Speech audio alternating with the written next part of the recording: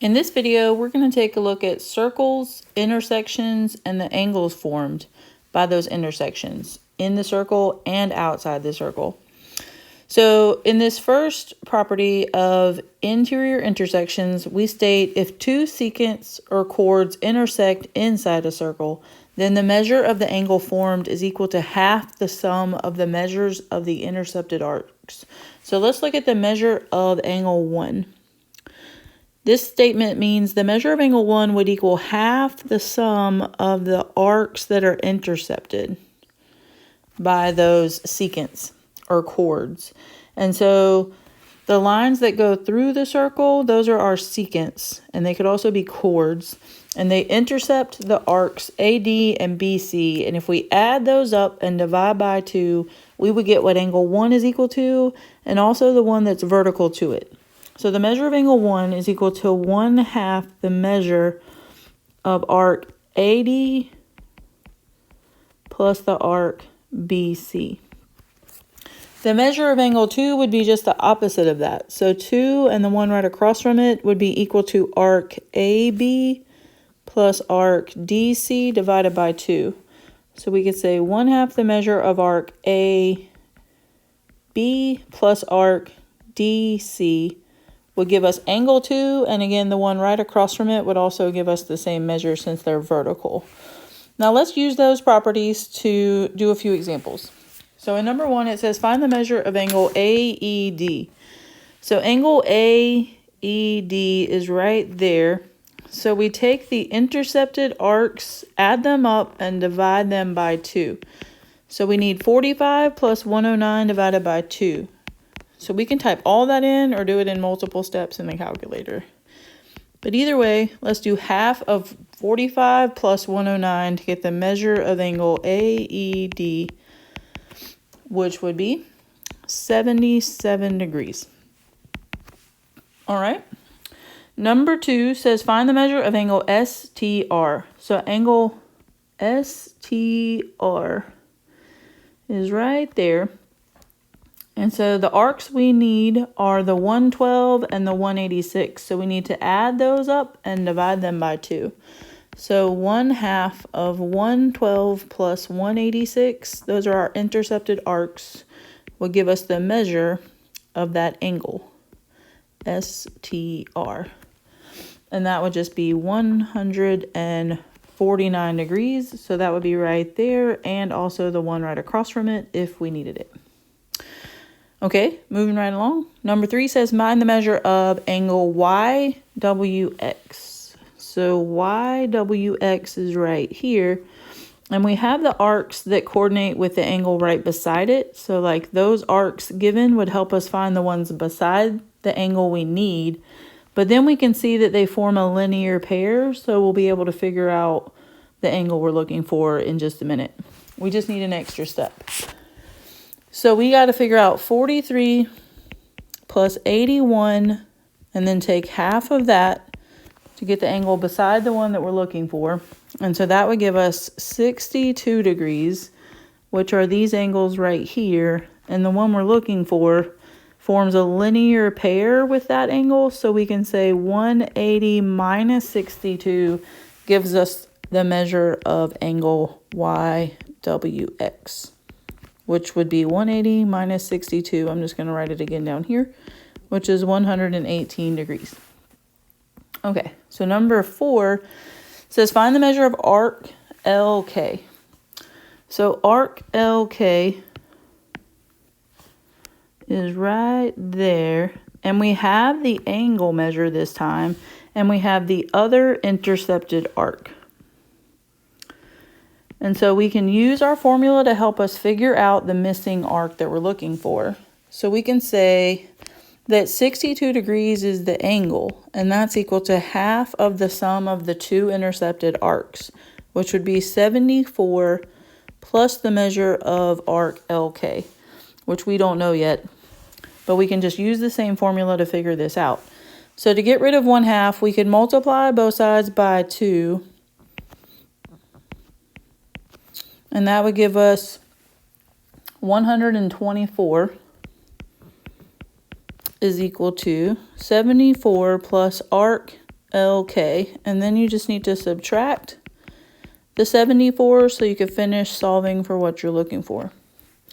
And so we just get arc LK is 50 degrees. And that's it for that example. So as you can see, lots of little things can happen with these two simple properties. Or like one major simple property is really all we're talking about. So let's look at another quick example. We need to find the measure of arc CDE for number 5. So arc CDE is this big arc over here, but we're given the angle and we're given the other intercepted arc, and then we don't have this arc. So using the same formula we did on that last example, say your angle, which we know is 128, is equal to half the sum of those two arcs. So we know one is 73, and then we're just looking for the other one. So we could call that x to just make it a little easier to work with. So let's multiply both sides by 2. And so we get 256 is equal to 73 plus x, because the 1/2 would cancel out with the 2. And then let's just subtract 73. So you get x is equal to 183 degrees, which is the arc that we were looking for, because we just called that our x for now, just while we were working on it. Okay. So number 6 says find the measure of arc QT. So if we want the measure of arc QT, and we have this angle sitting on the inside of the circle, we need to know this angle to help us figure out QT, because we have an arc that's intercepted, and then we could call our missing arc just x. So we could quickly figure out that missing angle by doing a linear pair again. So 180 minus 79 will leave us with 101 degrees right there for the angle. And then we can set up our formula. So we have the angle is 101 degrees, and that's equal to half the measure of those intercepted arcs. So let's say 95 plus x, the sum of those intercepted arcs. And then let's multiply by 2.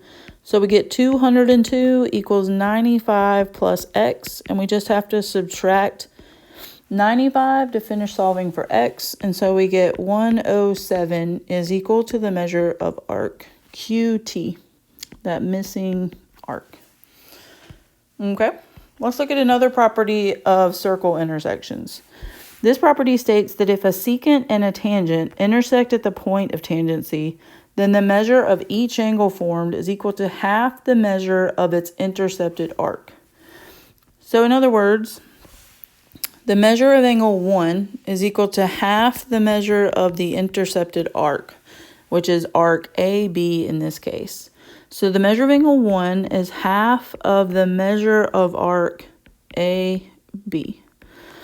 And then the measure of angle 2 would work in a similar way. It would be half of the measure of its intercepted arc. So let's write that would be half of the measure of arc. Let's call it BCA to make sure we have the right arc in mind. And then we're just going to look at a few examples that are related to that property. So for number 7, we want to find the measure of angle DEG. So angle DEG is right there. That would be half the measure of this intercepted arc. So we just need to take half of 308, which would be 154 degrees. All right, so that's all we needed for number 7. Pretty straightforward example. Number 8, the measure of angle DBC. So we need the measure of angle DBC.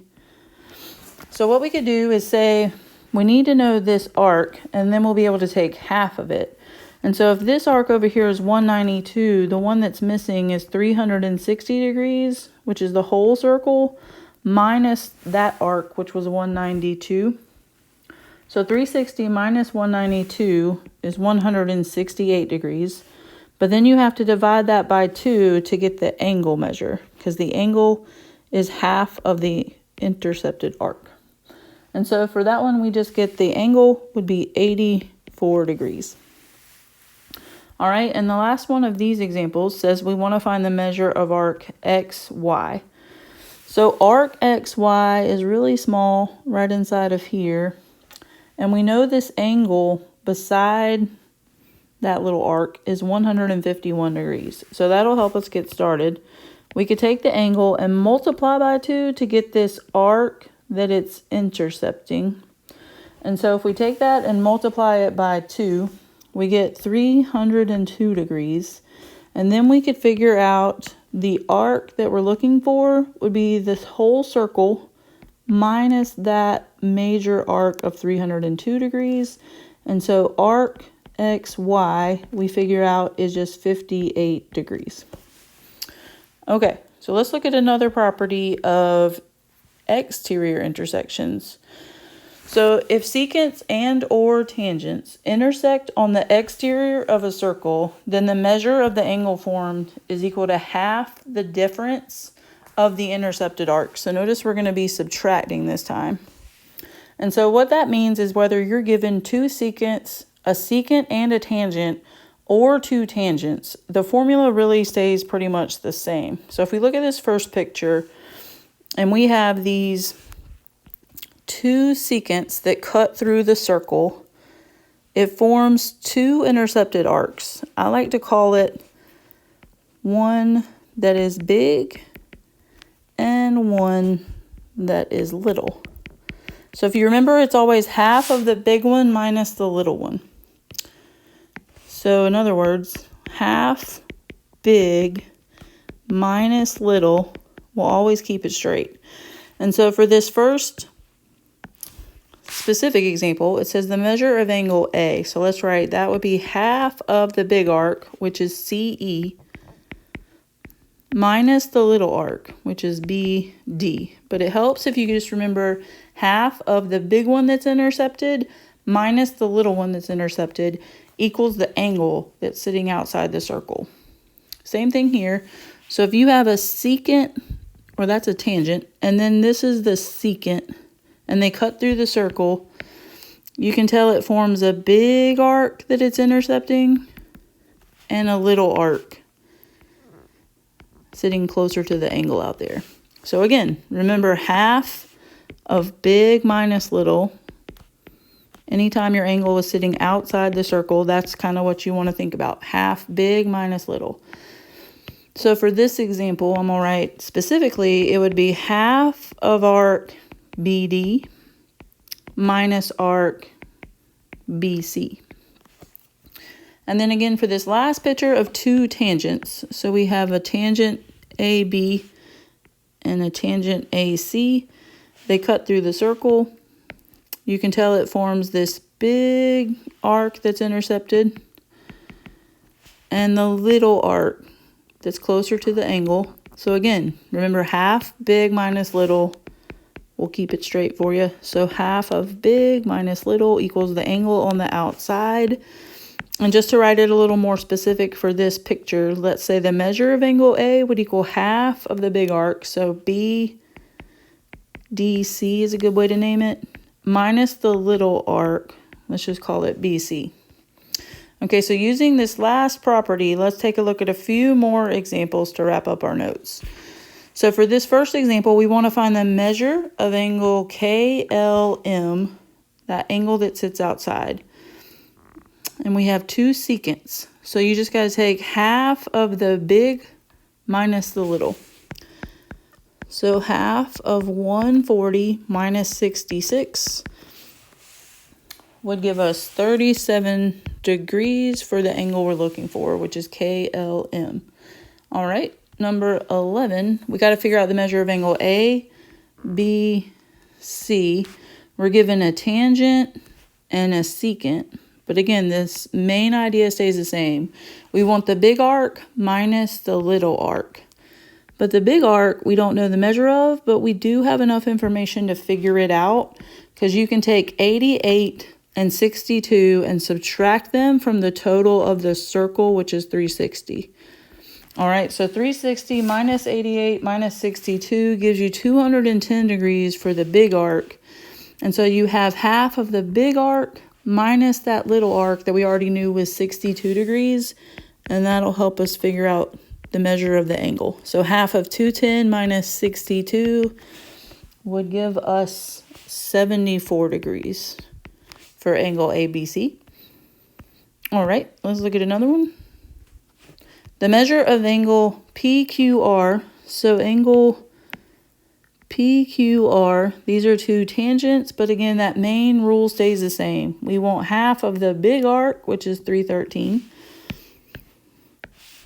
Let me draw it like I've been drawing with red. So the big arc is 313, and the little arc we can figure out because we can say that would be 360 minus 313, which would leave us with, let's see, 47 degrees. And so then we just have to take half of the big arc, which was 313, minus the little arc, which is 47, to get our angle measure, which would be 133 degrees. All right, just two more examples. So the measure of angle BCD is what we're looking for this one. This one is special because this secant goes through the middle of the circle.